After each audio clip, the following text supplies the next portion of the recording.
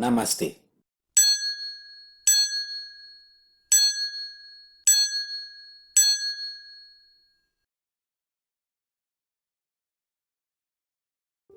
Tes tes 1 2 3.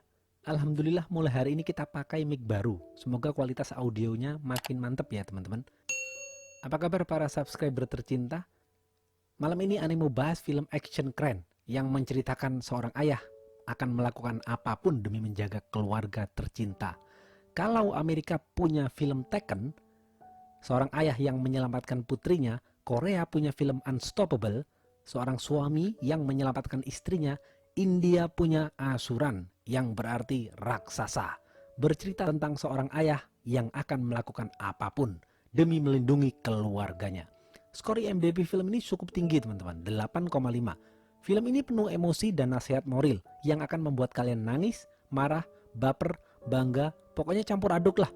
Oke, langsung aja put your reset on and listen to me.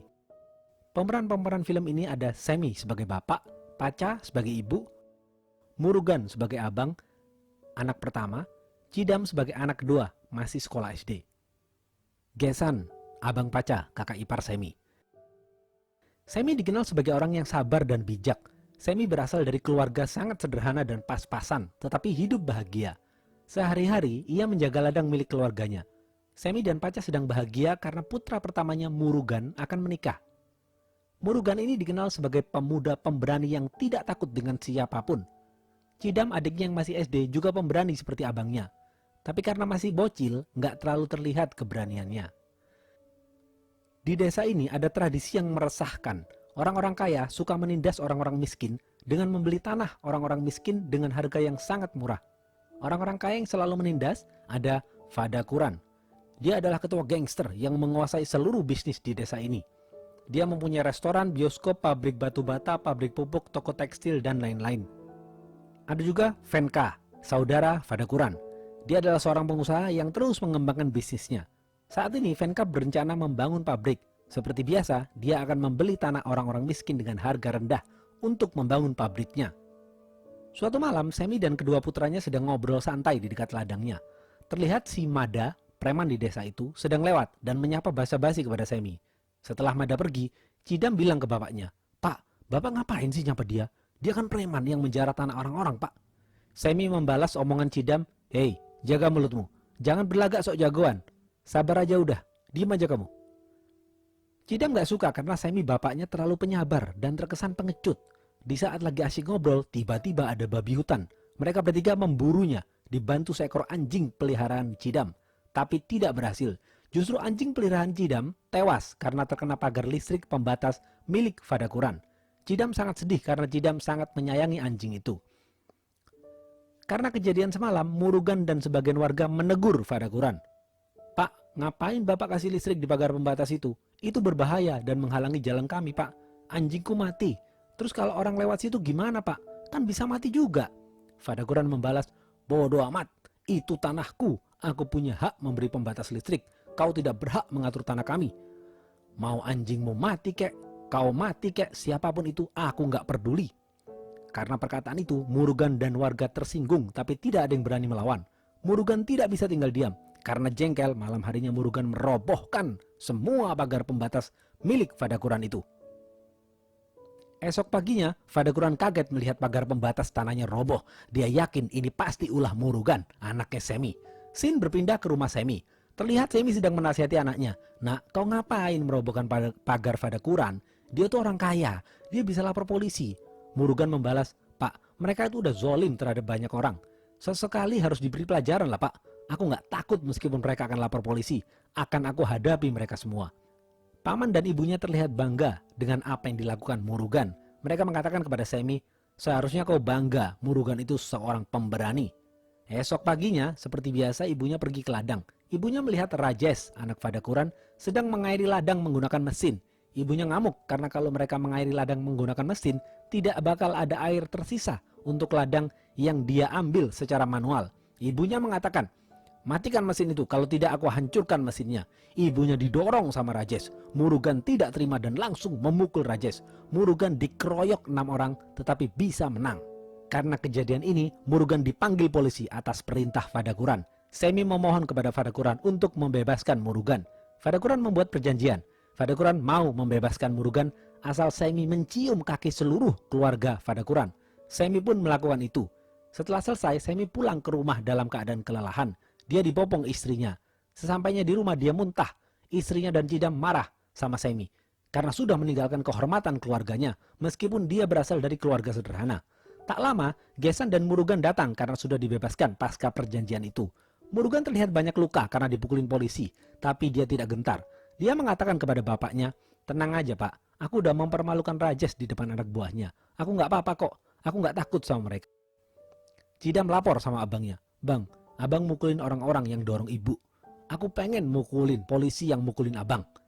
"Bapak ini gimana sih bang? Bapak ini pengecut bang. Demi membebaskan abang, dia cium kaki seluruh keluarga Fadakuran." Murugan kaget mendengar perkataan sang adik. "Apa? Bapak melakukan hal itu?" Dengan penuh amarah, Murugan langsung mencari Fadakuran di bioskop. Di saat Fadakuran lagi ke WC sendirian, disamperin sama Murugan. Murugan langsung memukulnya sambil mengatakan, "Woi, ngapain nyuruh bapak cium kaki seluruh keluargamu? Aku kan udah mukulin anakmu. Kau udah nyuruh polisi pukulin aku. Harusnya kita udah impas bangke."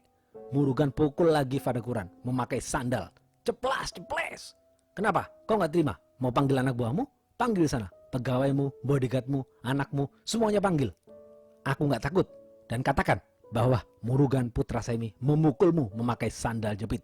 Ceder. Fadakuran jengkel dan merasa terhina dengan perkataan Murugan. Fadakuran menaruh dendam kepada Murugan. Sebagai orang kaya, harga dirinya sudah dijatuhkan. Fadakuran tidak akan tinggal diam. Fadakuran berencana menghabisi Murugan. Semi tidak tahu tentang hal ini. Di malam hari, seperti biasa, Murugan dan Cidam sedang berjalan-jalan dekat ladangnya. Murugan dihadang 6 orang anak buah Fadakuran. Murugan dikeroyok. Kepala Murugan dicekik menggunakan tali hingga kesulitan bernafas. Murugan tidak bisa berbuat banyak. Badannya ditusuk dengan bambu tajam sampai terluka parah. Murugan menyuruh adiknya lari untuk menyelamatkan diri. Cidam lari memanggil ayahnya dan warga kampung. Ayahnya dengan sigap datang ke lokasi tempat Murugan dikeroyok. Tapi tidak ada siapapun di sana. Pamannya yakin ini pasti ulah Fadakuran. Semi masih dengan karakter sabar dan pengecutnya mengatakan, "Jangan menarik kesimpulan seperti itu. Udah sabar aja. Kita sekarang fokus cari Murugan." Semi lapor ke kantor polisi dan polisi Bahlul tidak menggubrisnya. Besok subuh, Semi dan Paca melihat banyak anjing liar di ladang.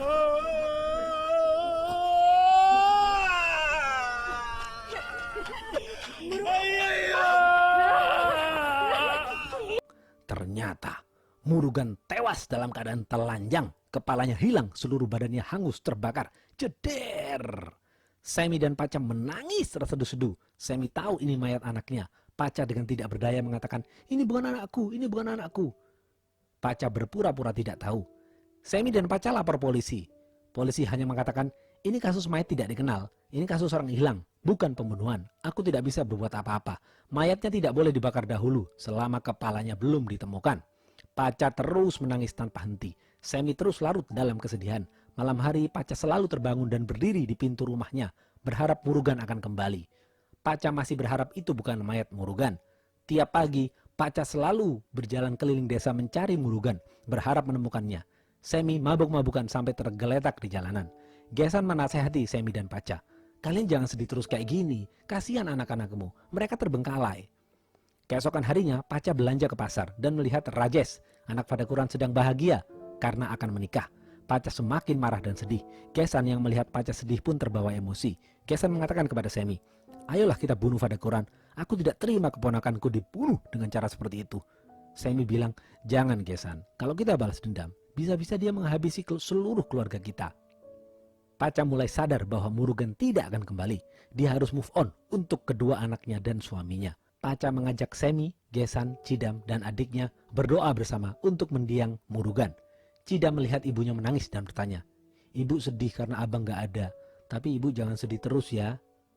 Ibunya membalas, "Ibu sedih nak, karena abangmu pasti menderita saat dicekik sama bajingan-bajingan itu."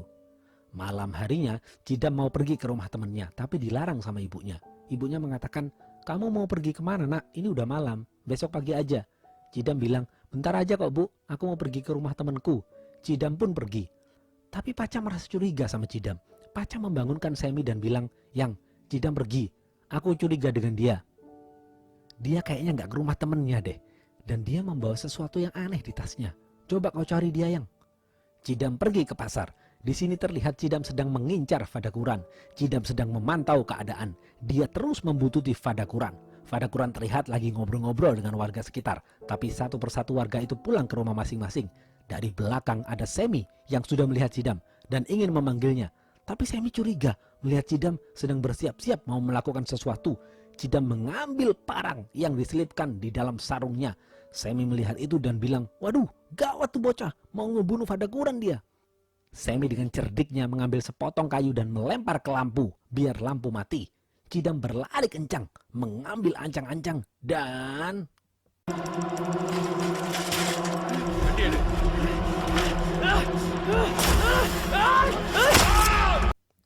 Cidam membacok Fadakuran hingga tewas. Tangan Fadakuran terputus. Warga kampung Fadakuran mengejar Cidam dalam keadaan lampu mati. Cidam melempar bom dari dalam tasnya. Dia berhasil lolos. Setelah sampai di rumah, Semi marah dan menampar Cidam karena menganggap Cidam melakukan kesalahan besar dengan membunuh Fadakuran, sang ketua gangster yang kejam. Tanpa berpikir panjang, Semi membawa Cidam kabur melarikan diri ke hutan. Gesan membawa Paca dan anak gadisnya melarikan diri ke rumah saudaranya. Semi dan Paca berpencar demi menyelamatkan diri. Berita tewasnya Fadakuran membuat heboh semua orang. Cidam menjadi incaran keluarga Fadakuran. Anak Fadakuran menyuruh seluruh anak buahnya dan kepolisian mencari Cidam hidup-hidup untuk digantung. Gesan dan Paca berhasil sampai di rumah saudaranya.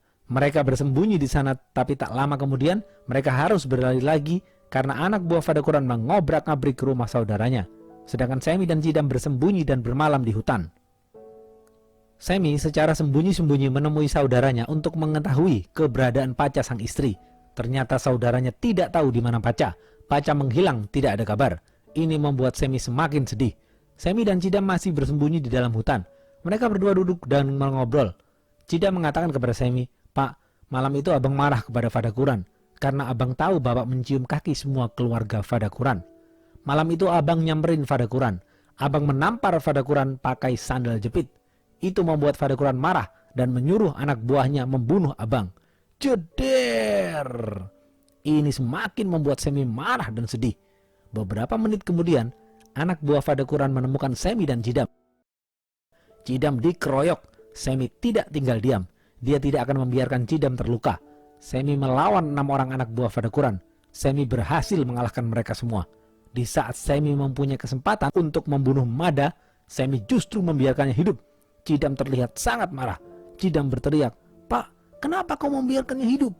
Dia yang membunuh abang, Pak. Bunuh dia, Pak. Jangan jadi pengecut, Pak." Semi menjawab, "Aku tidak ingin keluargaku menderita sendirian. Makanya aku membiarkannya hidup." "Apa maksud Bapak?" Barulah di sini Semi menceritakan masa lalunya kepada Cidam. Di masa muda, Semi berjualan minuman terenak di desanya. Semua orang ingin mencicipinya. Semi punya bos yang selalu mendengarkan nasihatnya. Semi merasa di pabrik bosnya butuh seorang asisten yang pintar. Semi merekomendasikan Pandi, temannya yang pintar, untuk mengelola pabrik bosnya. Bosnya pun setuju. Pandi diberi pekerjaan. Semi mempunyai abang yang pemberani. Waktu itu para orang kaya merampas tanah orang miskin. Abangnya memimpin warga miskin untuk memperjuangkan hak-hak mereka. Bersama pengacara yang berhati mulia, kita sebut saja Hotman Paris, suatu hari ada pertemuan penting antara abangnya Semi, Hotman Paris, dan bosnya Semi yang kaya raya itu. Bosnya Semi sangat benci kepada Hotman Paris karena dia memperjuangkan kebenaran yang akan membuat hartanya berkurang. Bosnya Semi mencari tahu siapa provokator yang membawa Hotman Paris untuk menuntutnya. Bosnya tahu bahwa provokatornya adalah abangnya Semi, tapi bosnya masih galau karena nggak enak dengan Semi. Karena Semi adalah pegawai terbaiknya. Semi adalah orang yang baik, selalu ingin membahagiakan keluarganya. Suatu hari Semi minta uang kepada Pandi. Semi minta jatah gajinya untuk dia berikan kepada keluarganya, tetapi Pandi menolak dan berbicara tidak sopan, sehingga membuat Semi marah. Semi mengatakan, "Sombong sekali kau. Aku yang kasih rekomendasi kau ke bosku. Karena aku kau bisa dapat pekerjaan dan bisa menghidupi keluargamu." Bosnya melerai Semi dan Pandi. Kata bosnya, "Wis, ojo tukaran nang kini." Bosnya pun memberi uang kepada Semi. Masalah pun selesai. Semi juga mempunyai pacar. Suatu pagi pacarnya tertusuk duri saat berjalan kaki. Di desa ini, orang-orang miskin berkasta rendah tidak pernah memakai sandal. Karena Semi merasa kasihan dengan pacarnya, Semi membuatkan sandal untuknya. Setelah jadi, Semi memberikan sandal itu kepada pacarnya. Pacarnya sangat senang. Pacarnya berjalan kaki menggunakan sandal itu. Pacarnya dihadang oleh Pandi. Pandi mengatakan, kau orang miskin, nggak boleh memakai sandal. Yang boleh memakai sandal hanya orang kaya yang berkasta tinggi. Lepaskan sandalmu, taruh di kepalamu dan pergi dari sini. Pacarnya menolak, nggak mau.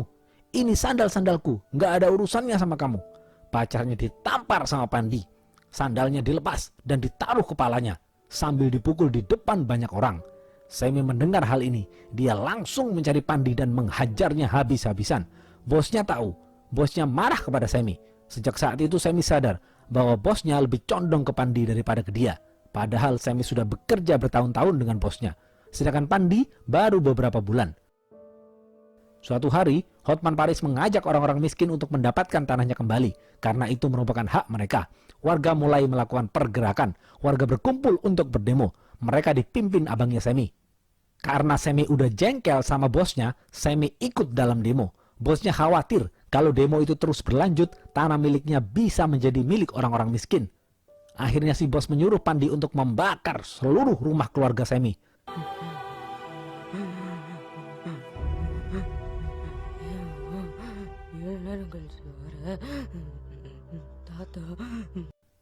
Rumah Semi dibakar, seluruh keluarganya tewas terbakar api. Ibunya yang sudah sekarat mengatakan kepada Semi, ini ulah Pandi nak. Semi langsung mencari Pandi. Di saat Pandi tahu Semi datang kepadanya, Pandi berlari ke rumah bosnya. Semi mendobrak masuk ke rumah bosnya. Semi langsung membacok Pandi di tangannya sampai tangannya terputus. Semi mengunci seluruh rumah bosnya. Kaum wanita disuruh masuk ke dalam kamar. Semi menghajar 8 orang dalam ruangan itu, termasuk bosnya. Semi membacok semuanya hingga tewas. Setelah kejadian itu, Semi tidak punya siapa-siapa lagi. Semi berkeliaran tidak jelas kemana arahnya. Semi pingsan di suatu desa dan ditolong oleh Gesan. Sejak saat itu, Semi mempunyai kesempatan kedua untuk menjalani hidup normal. Gesan dengan baik merawat Semi. Gesan mempersilahkan Semi tinggal di rumahnya. Semi bekerja sebagai petani. Semi dinikahkan dengan adiknya Gesan, Paca. Setelah itu, lahirlah Murugan dan Cidam. Sin balik lagi ke Semi dan Cidam. Semi mengatakan kepada Cidam, di saat mereka membunuh abangmu, bapak sangat ingin membalasnya nak. Tapi bapak nggak sanggup lagi kalau disuruh kehilangan keluarga bapak lagi.